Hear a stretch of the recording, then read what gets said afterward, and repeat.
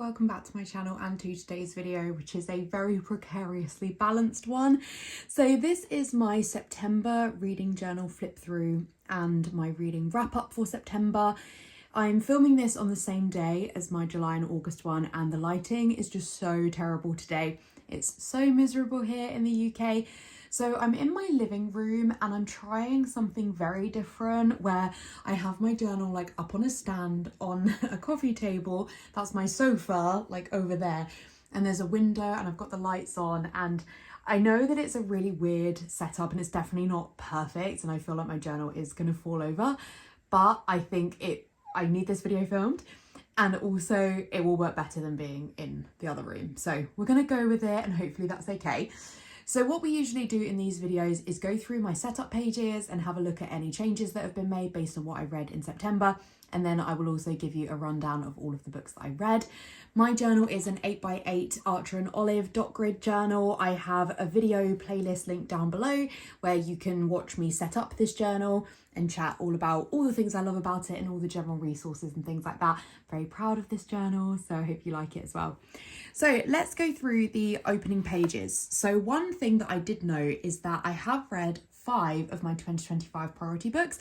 So I have one of those like read 25 books in 2025 spreads, and I have read 5 of them. So that's great. I mean, obviously it would be great to have read more of them, but reading 5 is still a massive amount of progress for me. I read 3 books in September and none of them were anticipated releases. This is my bookshelf spread, so this is where I colour the books based on the ratings I gave them. So I gave When You Get the Chance 4 stars, and then I gave Jurassic Park and An Italian Wedding Venture 2.5 stars. I feel like I was being very harsh on both of them, but anyway, those are what I've colour coded it now. Then I have my favourite read spread, so I did give my September favourite to When You Get the Chance.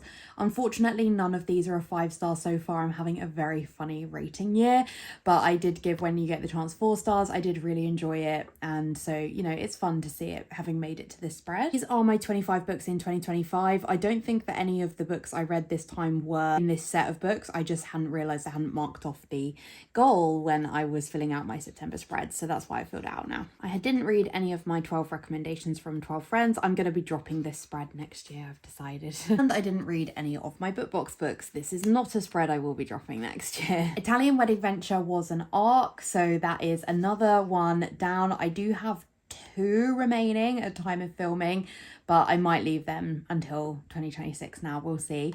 And I was able to put Jurassic Park in for J, so that's a real win because J is not really a common letter, so I think that's a big win for this. Then we have a couple of my bingos. So this is my states bingo. I didn't have any for that, but for my romance bingo, I was able to get Second Chance Romance ticked off with An Italian Wedding Adventure, so that's cool. Still haven't reached a bingo, but I don't take this one too seriously. It would be cool if I met a bingo before the end of the year, but we'll see. No updates to my series tracker as none of those books were in series I'm actively reading. Real win here for those of you that have been around a while. So this spread, I have little spaces for all of the books that were on my physical TBR at the beginning of 2025, and we've read one of the books from page 1, which is really exciting because these books are in the order that I added them to my TBR. Not necessarily bought them, but the order I added them. So the fact that we've achieved one of the books on page 1 is very exciting. The other 2 books, so I don't mark my NetGalley spreads on here because they're not really like part of a TBR I already owned, but Jurassic Park is an audiobook, so that will be here in my audiobook spread. Not an audiobook I previously owned though, so that's less great. Okay, so then we get to my September cover page and calendar. I'm obsessed with how this came out. So I use these witches from Maragona Suli. Her art is amazing. She's very popular in the reading journal space, and I'm no different to everybody else. I love them. And I have matched them with these cover letters from Thumbelina print. So this month I use this sort of like, they are quite Halloweeny, but all of her stickers are relatively Halloweeny as they're kind of witchies and stuff.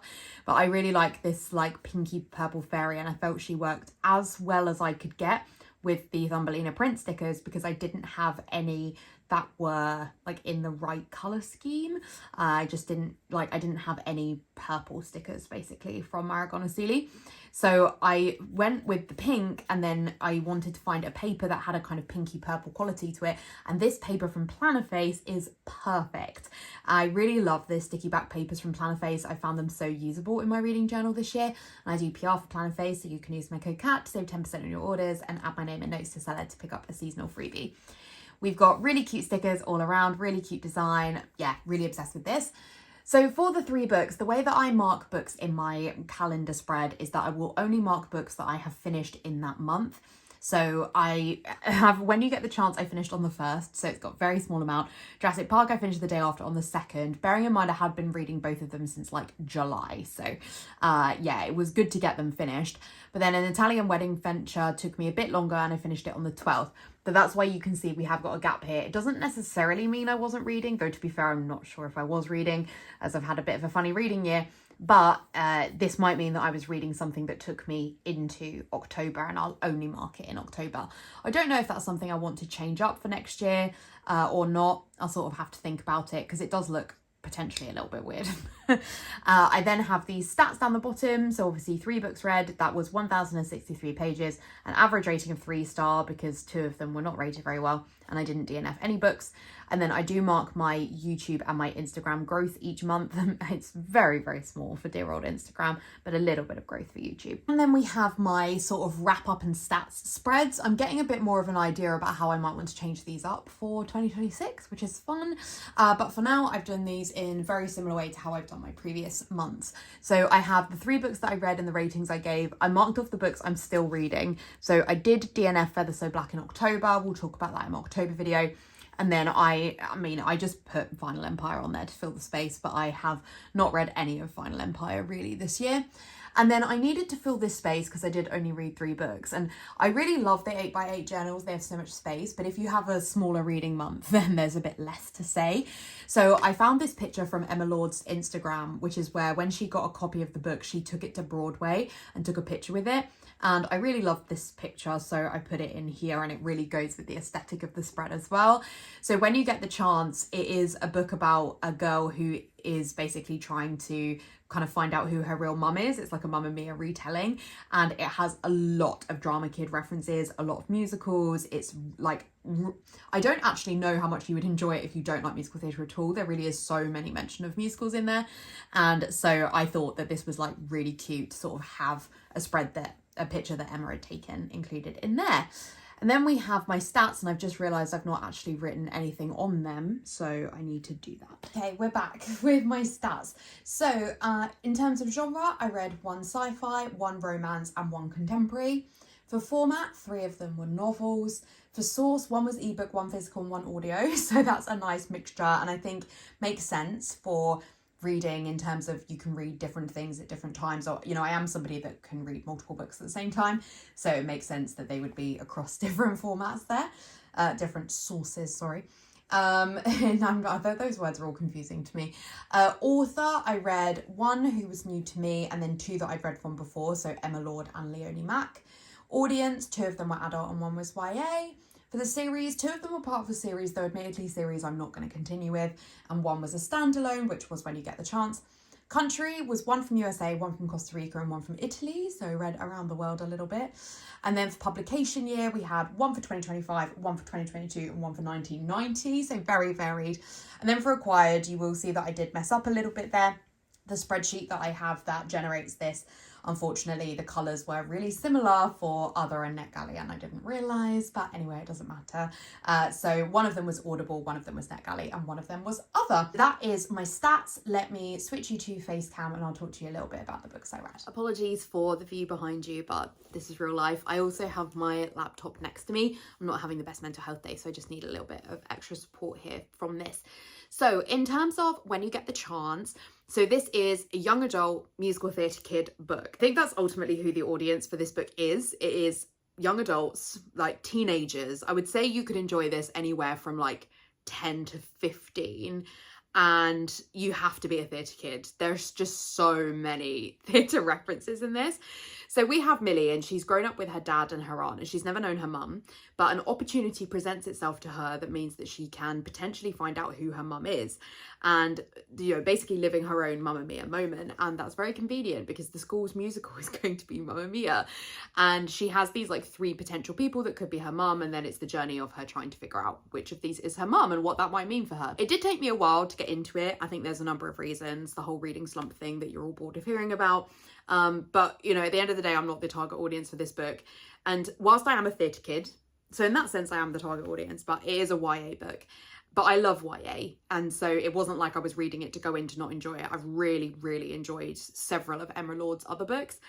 But Millie is a very stereotypical drama kid. She's really over the top. People sort of gravitate to her.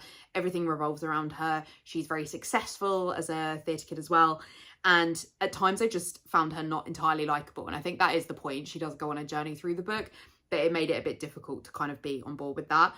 I would call this a contemporary over a romance, because I think that more of it is about Millie discovering who she is and how her mum might fit into this, and repairing her relationship with her dad and her relationship with her aunt, and how Heather might feel a bit replaced by Millie finding her mum. So there's a lot happening in this, and that's really fun. There is a romance, but it's very much sidelined, and there's no sex or anything like that. It's very just like they kiss at the end, but there's a fair amount of swearing, which again is why I think that kind of 10 to 15 audience probably kind of might enjoy those aspects, but I don't think it's necessarily too much for them. As I say, I think if you're not a theatre kid, I think you would really struggle with this. Like, there is a very, very big reference to Little Women, and that's not a popular musical, or at least it definitely isn't here in the UK. Maybe it's bigger in the US, but it's not a big musical. So if you've not seen Little Women, the fact that Millie is constantly called Little Joe will mean nothing to, I mean, I guess maybe you would have read Little Women, and so it would mean something to you in that sense. But yeah, but if you were a theatre kid, and if you know somebody in your life who's a teenager who is a theatre kid, I think this book is very fun.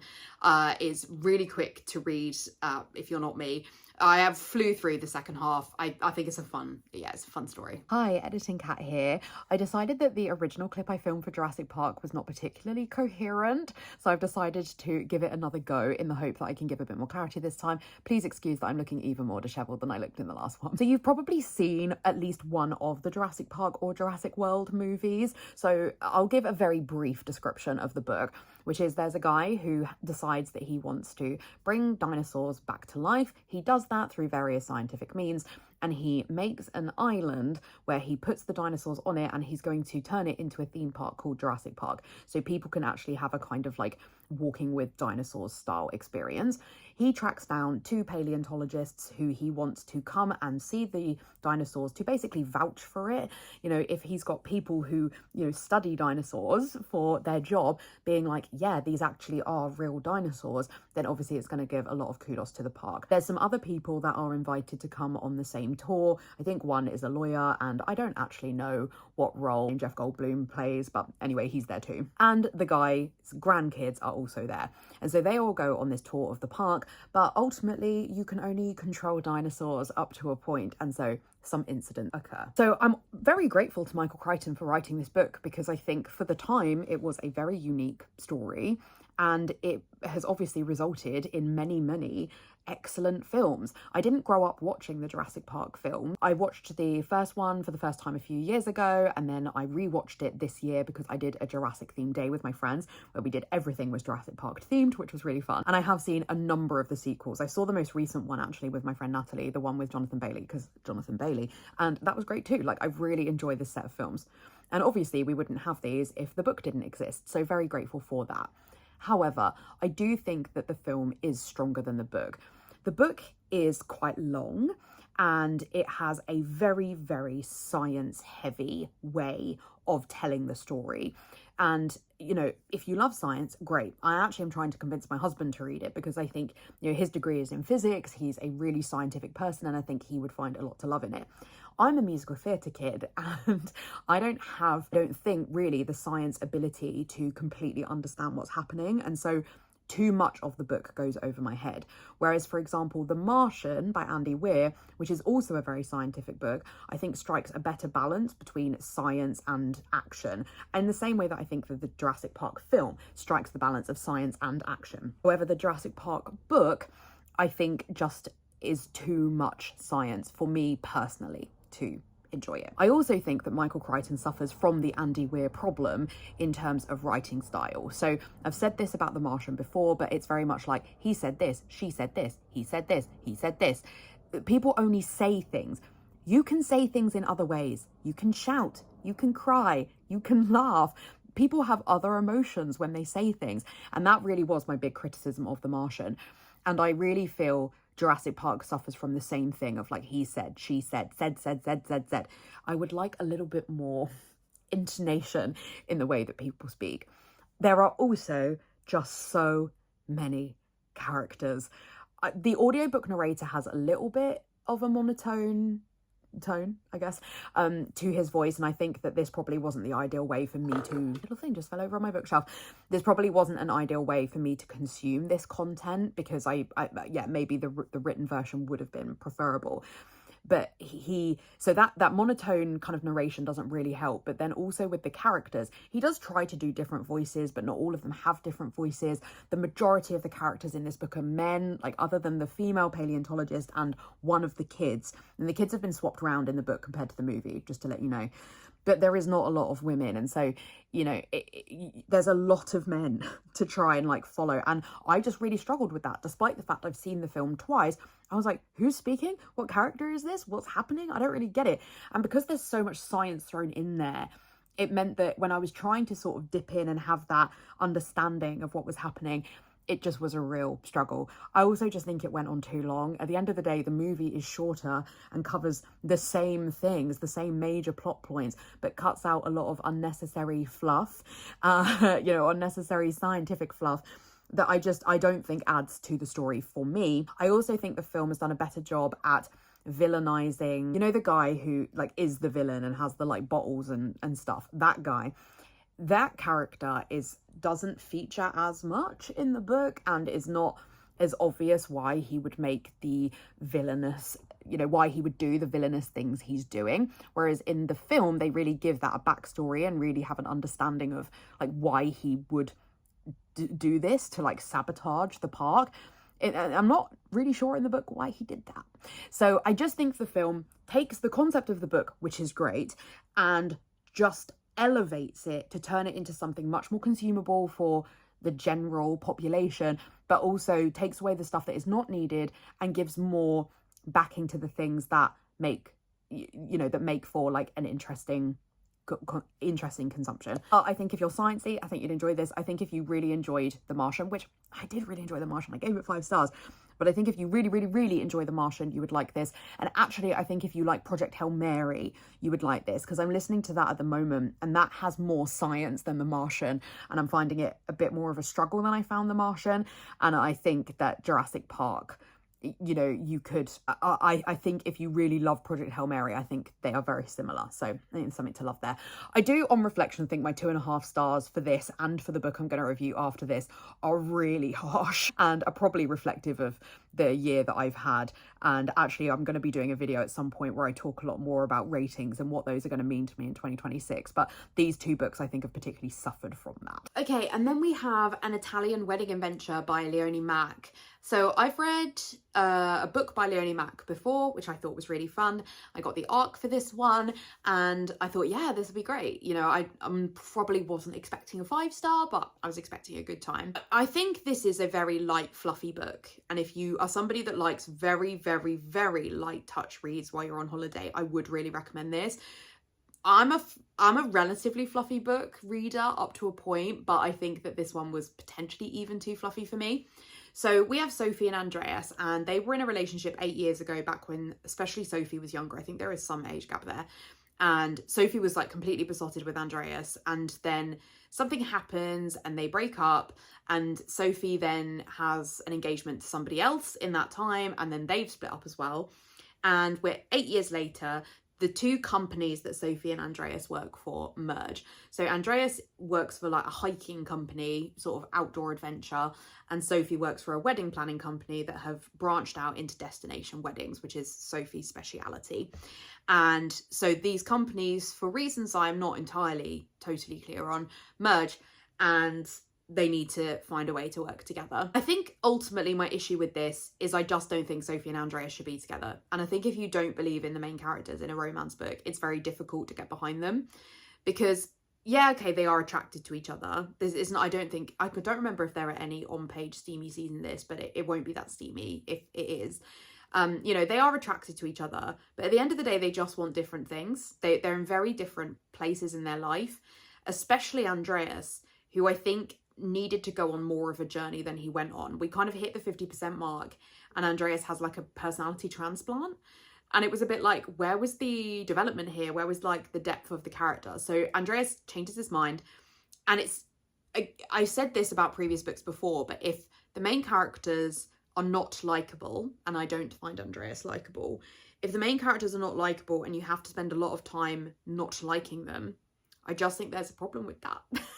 And that was, to be honest, how I felt about Andreas. You know, I didn't have anything else to do on the day that I finished this. We were on a cruise and I didn't feel well, and everyone else, like Stuart, my parents, had gone out to whatever excursion they were on, and I stayed back and I had nothing else to do. So I just read this book, and ultimately the second half especially flows, it's very quick to read, very, very quick once you're into it. But I think I probably should have DNF'd it. I'm not entirely sure why I carried on, but I have enjoyed Leonie's books before, and I think I was hoping that the redemption arc would be worth it, and I think unfortunately it just wasn't. Obviously, I did say this book is very fluffy, and I don't really like that term because I think it makes like traditional women's romance sound like it's not worthy, and that's so not what I mean, because this is my favorite genre to read. But there is different tiers of romance, and this does kind of fall into that fluff category. There were several trigger warnings, like especially a trigger warning for miscarriage, but they weren't handled with much more than kind of surface level. So yeah, I'm really disappointed about this, because like I say, I have enjoyed a book from Leonie before. So I will not be carrying on this series, because I think there are other characters who, you know, I don't necessarily need to see what happens to them either, but you know, glad to have read it, glad to have had another arc ticked off my list. So that's it for my September reads, another 3 books down. We're getting there. And thank you for bearing with me. I know that this video is a bit late, so thank you if you still watched it and enjoyed it. If you did, I would really appreciate a like, and if you haven't already, I would love it if you would subscribe. In the description, I will have a link to my Instagram and my Goodreads if you want to check out any more content from me, and I will also have a link to like documents and stuff that have all of the tools, etc., that I've used in my reading journal, so do check that out if you want to recreate any of these spreads for yourself. Otherwise, I'll see you in my next video. Bye.